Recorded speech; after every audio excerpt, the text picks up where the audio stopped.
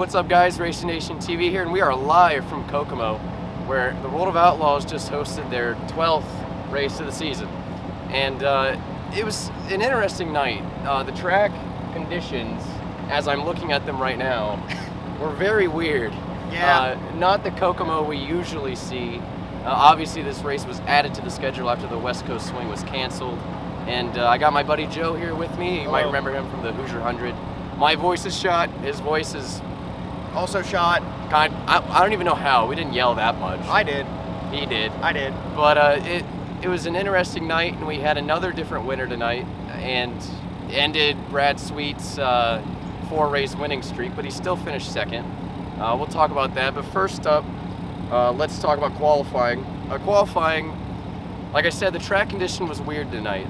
When they went out, the track was really quick right off the bat, and you could tell the more runs that went in, the slower they got. And there really weren't a lot of guys that went out late that could put in a fast time. I think the best they could do was fourth. I saw a lot of guys tracking to fourth. James McFadden was quick time for the night. He was first. And Jason Sides was second, which top two at the end of qualifying were 1-2 for the first two people to go. And I mean, that kind of just shows how quickly the track that's the wore point. out. Yeah. That's the point I'm getting to. Is Jason Sides not normally someone, and he qualifies well. Yeah. But when he qualifies second, it tells you something about the track conditions a little bit. Yeah. Jason Sides did a great job tonight, but one of those early qualifiers getting in the track when it's ready, he qualified second.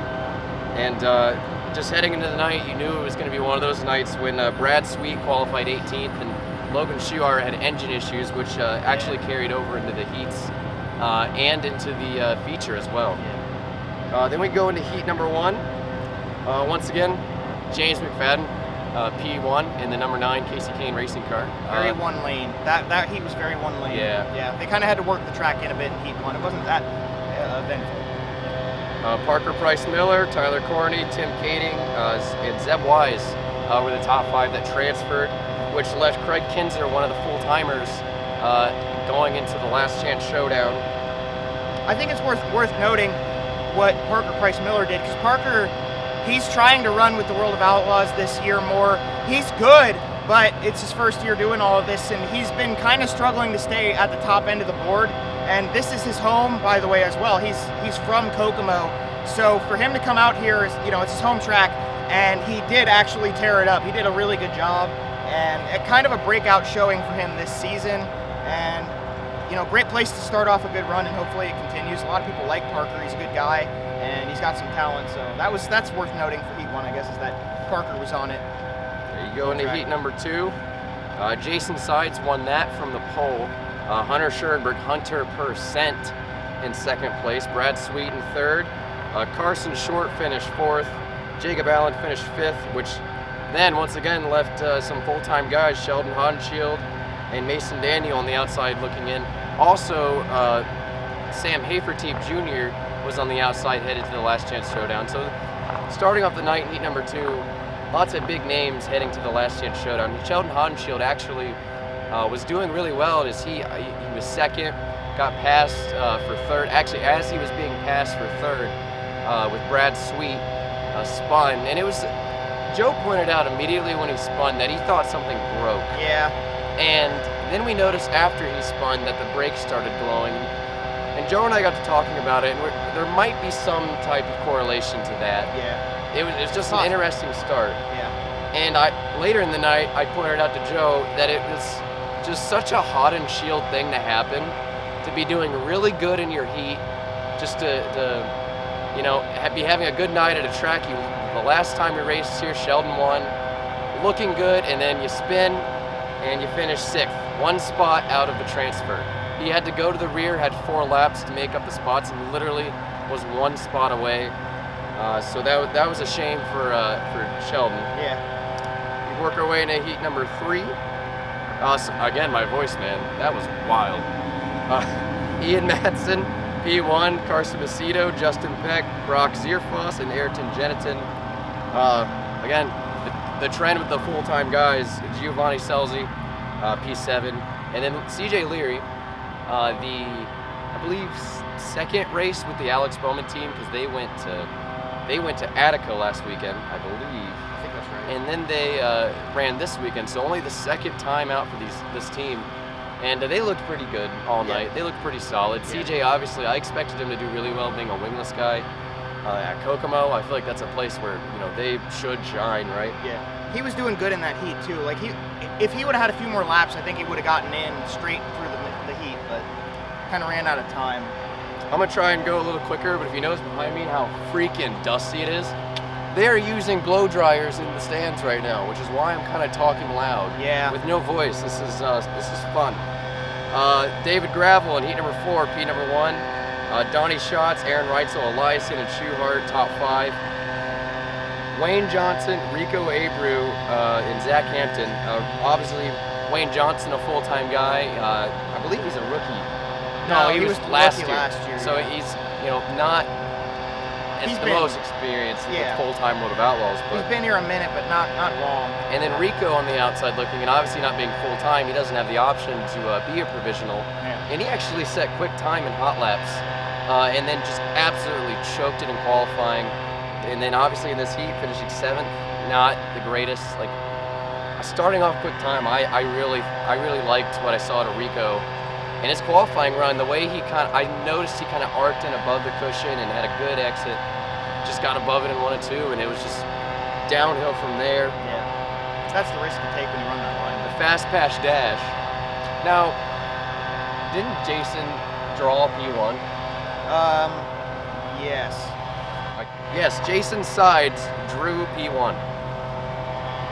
Jason Sides drew P1, and we loved it. It was fantastic.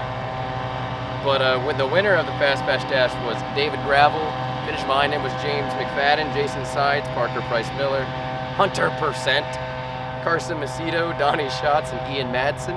That set up your top 8. And then we go to the Last Chance Showdown, which was packed with entertainment. 'Cause I think every single heat that I listed had a full-time competitor out of the top 5 to transfer. At least one, So obviously, I mean, it's a shame for guys like Mason Daniel and Gio Selzy who didn't actually make it to the A. They weren't able to use the provisional because Wayne Johnson used that. But Sheldon Honshield dominated the whole thing. Kind of expected that because he's fast here. He's been fast all year. The only other driver next to Brad Sweet with multiple wins.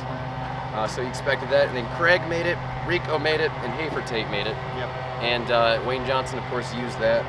And then we get in to what everyone clicked on the video for, the feature. Yeah. And it started off with a long green flag run. I honestly thought we'd have one of those races that goes green all the way to the end, which is probably the theme of this season. I think that a lot. But I'm starting to taste dirt from the leaf blowers. Yeah, it's getting in my awesome. ears. Yep. I'm so excited about that. Yes. But obviously long green flag run. We got our first caution of the day with, wasn't it Schuhart? No, the first one was Schatz, actually. Oh my gosh. I can't So many believe things that went happen, over guys. your head. So many things Terrible. happened. Literally. So first yell of the night was when Donnie Schatz stopped on track. Yeah. That was mechanical.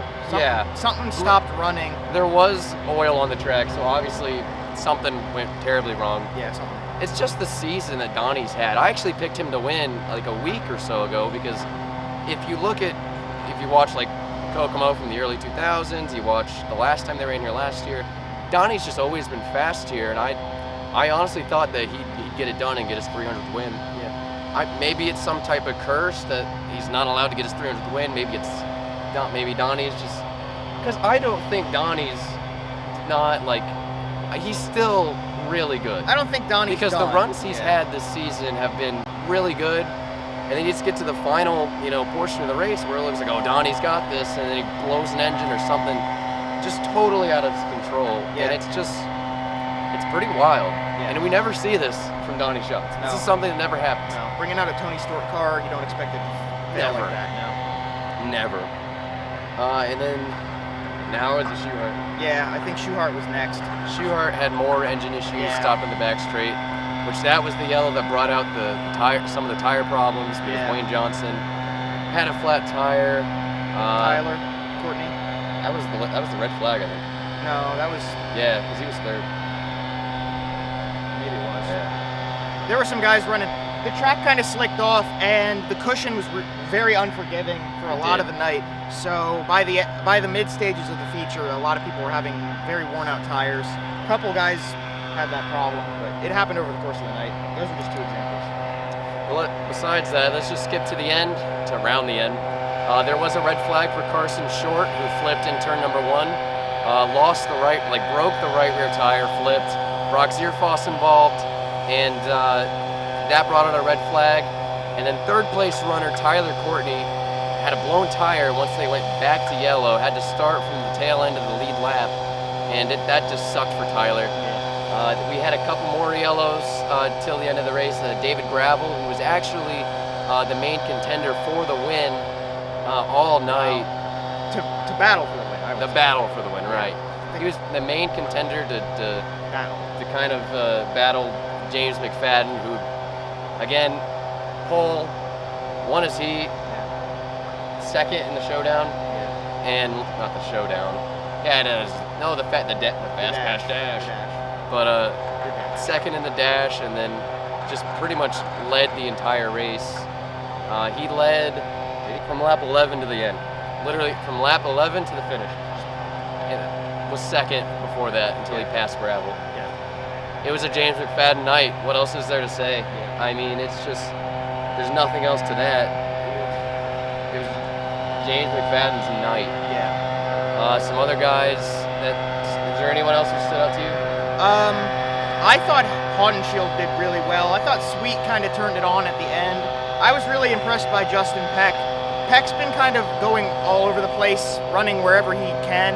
He ran in Pennsylvania, he's run with the All-Stars, he's run with the World of Outlaws, he's run elsewhere, and he just seems to be really on it right now, that anywhere he goes, he performs well. He got third, and I think you run the same guys against each other a lot, but he's going out and adventuring against lots of different groups of drivers at lots of different racetracks, and he's winning, and he's getting top threes. So I think right now Justin Peck's pretty hot. Yeah. That's just won All-Stars at Attica. Third in the World of Outlaws. That's pretty sweet. That's pretty good. Like you said, Sheldon did a great job starting from the rear, finished 5th. Had some great battles with Ian Madsen at the end there. That was fun to watch. And not much else. James McFadden, another winner to the season. The 9. He wasn't even in the States for the first couple races of the season. Kasey Kahne actually filled up for him. So I think that'll pretty much wrap it up. Jaron, come here. So we got our buddy Jaron here.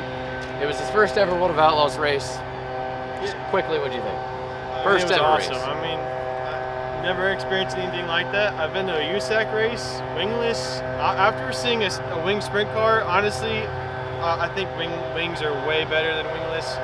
These things were ripping around Kokomo. So hate me, love me, but honestly, I don't see the hype about wingless anymore. I've been converted. I ruffled some feathers on Twitter tonight by saying that the wingless cars would look a lot better with wings. Because I'm an Ohio guy, I can say that as a joke. I really made some Indiana people mad. I really did. And I got an Indiana guy to say that. I didn't tell him to. He did that. All by myself. So, Indiana sprint car fans who think that winged cars suck, the ball's in your court. I just wrecked you. Well, from Kokomo Speedway, I'm gonna go make a sandwich, tell these leaf blowers to shut up, and we're hopefully gonna be at Hobstadt tomorrow, but if there's not a video from Hobstadt, we got rained on, so. It's in the forecast, so fingers crossed. Make sure you like this video if you enjoyed it. Make sure you subscribe. It really helps me out for what we're doing here. We're trying to hit up as many dirt races, do as much things as we can. So make sure you hit that subscribe button, like the video, and I will see you in the next one.